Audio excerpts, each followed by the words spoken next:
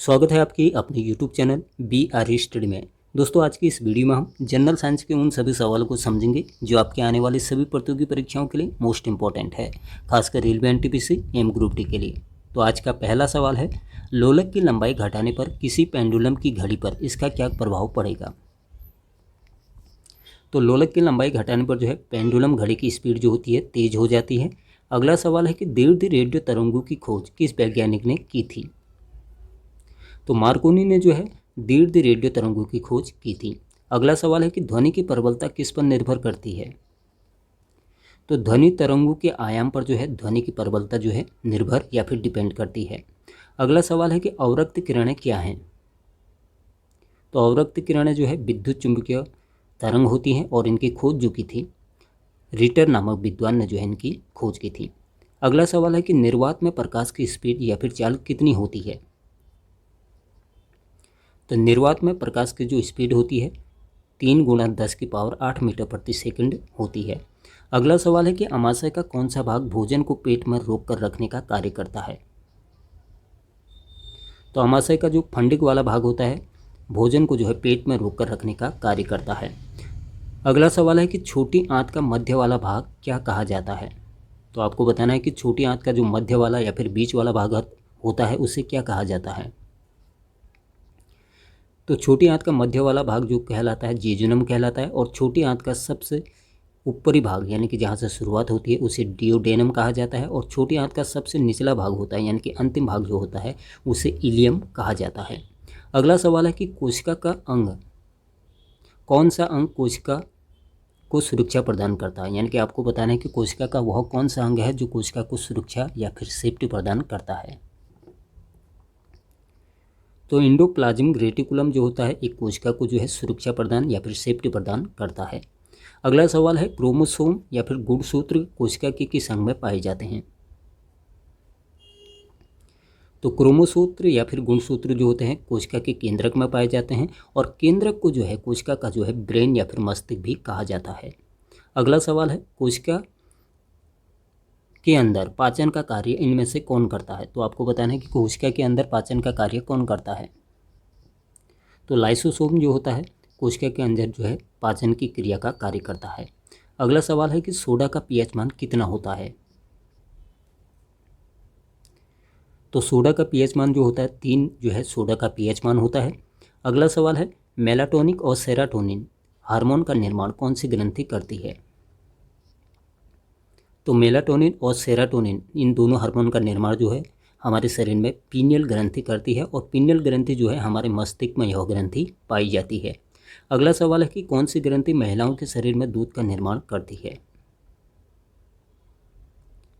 तो महिलाओं के शरीर में जो है प्रोलैक्टिन हार्मोन जो होता है दूध का निर्माण करता है और इस प्रोलैक्टिन हार्मोन को जो है LTH हार्मोन के नाम से भी जाना जाता है और इस हार्मोन का निर्माण जो होता है पीयूष ग्रंथि के द्वारा होता है। अगला सवाल है कि कौन सी ग्रंथि T3 और T4 हार्मोन का उत्पादन करती है। तो T3 और T4 हार्मोन का उत्पादन हमारे शरीर में थायराइड ग्रंथि के द्वारा होता है। अगला सवाल है कि बिजली के बल्ब में आर्गन का प्रतिशत कितना होता है। तो एक बिजली के बल्ब में आर्गन का प्रतिशत जो होता है 85% जो होता है इसमें आर्गन भरी होती है। अगला सवाल है कि 30 ग्राम के किसी पिंड के लिए पलायन वेग का मान 11.2 किलोमीटर प्रति सेकंड है। तो 300 ग्राम पिंड के लिए पलायन वेग का मान कितना होगा।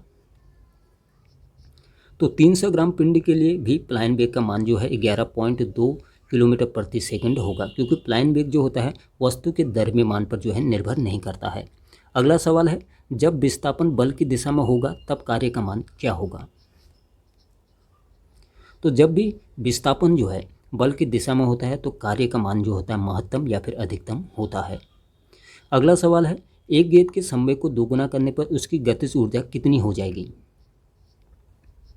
तो गेंद के संवेग को दोगुना करने पर उसकी गतिज ऊर्जा जो होती है 4 गुना हो जाती है। अगला सवाल है कि अगर 2 समतल दर्पण समांतर रखे हों तो उनके मध्य कितने प्रतिबिंब बनेंगे। तो 2 समतल दर्पणों को समांतर रखने पर उनके मध्य जो है प्रतिबिंब जो है अनंत बनेंगे।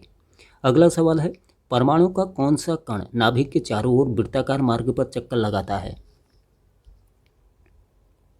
तो परमाणु का जो है इलेक्ट्रॉन वाला कण जो होता है नाभिक के चारों ओर वृत्ताकार मार्ग पर चक्कर लगाता है। देखिए परमाणु जो है मूल रूप से 3 कणों से मिलकर बना है, प्रोटॉन, न्यूट्रॉन और इलेक्ट्रॉन। प्रोटॉन और न्यूट्रॉन ये दोनों कण जो होते हैं परमाणु के नाभिक में पाए जाते हैं, और इलेक्ट्रॉन जो होता है परमाणु के चारों ओर जो है वृत्ताकार मार्ग पर चक्कर लगाता है। अगला सवाल है, मात्रकों की किस पद्धति को डेसिमल पद्धति भी कहा जाता है? तो सीजीएस पद्धति को जो है डेसिमल पद्धति के नाम से भी जो है जाना जाता है। अगला सवाल है, कोशिका के अंदर पाचन का कार्य कौन करता है? तो कोशिका के अंदर जो है पाचन का कार्य जो होता है लाइसोसोम के द्वारा जो है होता है। अगला सवाल है, कोशिका के अंदर श्वसन का कार्य कौन करता है? तो एक कोशिका के अंदर जो है श्वसन का कार्य जो है माइटोकांड्रिया के द्वारा होता है, और इसकी खोज जो की थी अल्टमैन नामक विद्वान ने जो है माइटोकांड्रिया को खोजा था। अगला सवाल है कि कोशिका के किस भाग को कोशिका का ब्रेन भी कहा जाता है? तो कोशिका के केंद्रक को जो है कोशिका का जो है ब्रेन या फिर मस्तिष्क भी कहा जाता है। अगला सवाल है कि पेरीफेरा संघ के जंतु में उत्सर्जन किसके द्वारा होता है? काफ़ी मोस्ट इंपॉर्टेंट सवाल रहेगा आपके एग्जाम के लिए कि पेरीफेरा संघ के जंतु में उत्सर्जन जो होता है किसके द्वारा होता है? तो विशिष्ट नलिका तंत्र के द्वारा जो है पेरीफेरा संघ के जंतु में उत्सर्जन जो है होता है। अगला सवाल है कि मोलस्का में उत्सर्जन किसके द्वारा होता है? तो मोलस्का में जो उत्सर्जन होता है वो मूत्र के द्वारा जो है होता है। अगला सवाल है, सामान्य मूत्र में यूरिया कितना प्रतिशत होता है? तो आपको बताना है कि सामान्य मूत्र में जो है यूरिया का प्रतिशत जो होता है कितना होता है? तो 2.7% यानी कि 3% के आसपास जो है सामान्य मूत्र में जो है यूरिया का प्रतिशत होता है। अगला सवाल है कि मूत्र में उपस्थित यूरोक्रोम किसके विखंडन से बनता है? और इसी यूरोक्रोम के जरिए जो है मूत्र का जो है हल्का पीला रंग भी होता है। तो हीमोग्लोबिन के विखंडन के कारण जो होता है यूरोक्रोम जो है बनता है। अगला सवाल है कि हमारी त्वचा में पाई जाने वाली सफेद ग्रंथियां जो हैं किसका स्त्रावण करती हैं? तो हमारी त्वचा में पाई जाने वाली सफेद ग्रंथियां जो होती हैं हमारे शरीर में जो है पसीने का जो है निर्माण करती है। अगला सवाल है कि मनुष्य का फेफड़ा किसका उत्सर्जन करता है? तो मनुष्य का फेफड़ा जो होता है CO2 या फिर कार्बन डाइऑक्साइड का जो है उत्सर्जन करता है। अगला सवाल है कि अंतस्रावित ग्रंथियों से स्रावित होने वाले हार्मोनों को कौन नियंत्रित करता है? काफ़ी मोस्ट इंपॉर्टेंट सवाल है आपके एग्जाम के लिए कि अंतस्रावित ग्रंथियों से स्रावित होने वाले हार्मोनों को कौन नियंत्रित करता है? तो हाइपोथैलेमस जो होता है अंतस्रावित ग्रंथियों से स्रावित होने वाले या बनने वाले हार्मोनों को जो है नियंत्रित करने का कार्य करता है। अगला सवाल है कि मानव मस्तिष्क के सबसे पीछे वाले भाग को क्या कहा जाता है? तो मेडुला ऑब्लांगेटा जो है इसे कहा जाता है। अगला सवाल है कि मनुष्य में कितनी जोड़ी कपाल तंत्रिकाएं पाई जाती हैं? तो एक मनुष्य में जो है 12 जोड़ी जो है कपाल तंत्रिकाएं जो है पाई जाती हैं। अगला सवाल है, मनुष्य में कितनी जोड़ी मेरुरज्जु तंत्रिकाएं पाई जाती हैं? तो मनुष्य में जो है 31 जोड़ी जो है मेरुरज्जु तंत्रिकाएं जो हैं पाई जाती हैं। अगला सवाल है कि कौन सा तंत्रिका तंत्र आग की पुतली को फैलाने का कार्य करता है?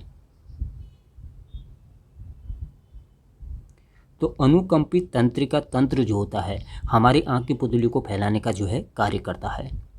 अगला सवाल है, उत्प्लावन का सिद्धांत किस वैज्ञानिक ने दिया था?